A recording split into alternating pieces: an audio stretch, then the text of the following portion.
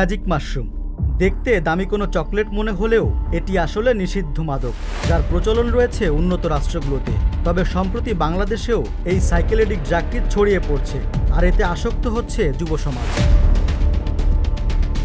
মঙ্গলবার মধ্যরাতে রাজধানীর হাতিরঝিল এলাকা থেকে 2 মাদক বিক্রেতাকে গ্রেপ্তার করেছে র্যাব। তাদের একজন রাজধানীর একটি বেসরকারি বিশ্ববিদ্যালয়ের শিক্ষার্থী তাইফুর রশিদ জাহিদ, অন্যজন কানাডা প্রবাসী নাকিব হাসান অর্ণব।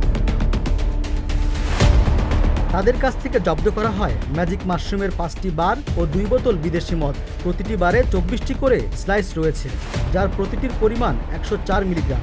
এলএসডির মতো ভ্রম তৈরি করা এই মাদক 5 থেকে 10 মিলিগ্রাম সেবন করলেই প্রতিক্রিয়া শুরু হয়, যা স্থায়ী হয় 8 থেকে 12 ঘন্টা। ম্যাজিক মাশরুম যে হচ্ছে একটি সাইকেডেলিক ড্রাগ, যেটা একটি হ্যালুসিনেশন তৈরি করে, এবং এই ড্রাগটি আমরা যেটা শুনেছি প্রাথমিকভাবে, যেটা কেক বা চকলেটের মধ্যে করে অনেকেই ব্যবহার করছে।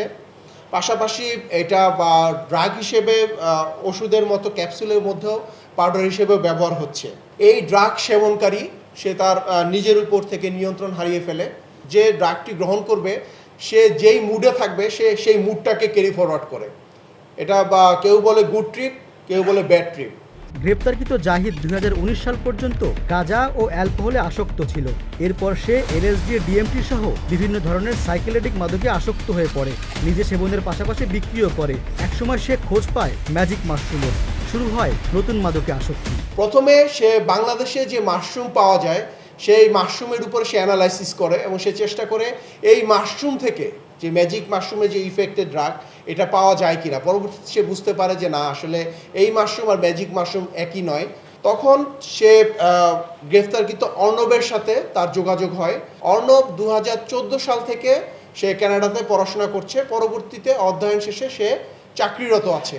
অর্ণবকে সে বোঝাতে সক্ষম হয় যে সে যদি ম্যাজিক মাশরুম বাংলাদেশ পর্যন্ত পৌঁছে দিতে পারে তাহলে সে চড়া মূল্যে এই ম্যাজিক মাশরুমগুলো বিভিন্ন উচ্চ মধ্যবিত্ত সন্তান যারা বিভিন্ন ধরনের নতুন ড্রাগের প্রতি আসক্ত আছে তাদের কাছে সে বিক্রি করতে পারবে। 2019 সালে মাদকদ্রব্য নিয়ন্ত্রণ অধিদপ্তর রাজধানীর জিগাতলা ও বাড্ডায় অভিযান চালিয়ে এলএসডি ও ডিএমটি সহ বিভিন্ন ধরনের সাইকেডেলিক ড্রাগ জব্দ করে। মূলত তখনই প্রথম দেশে ম্যাজিক মাশরুমের উপস্থিতির কথা জানতে পারে র্যাব। সংবাদ প্রকাশ, কারণ বাজার, ঢাকা।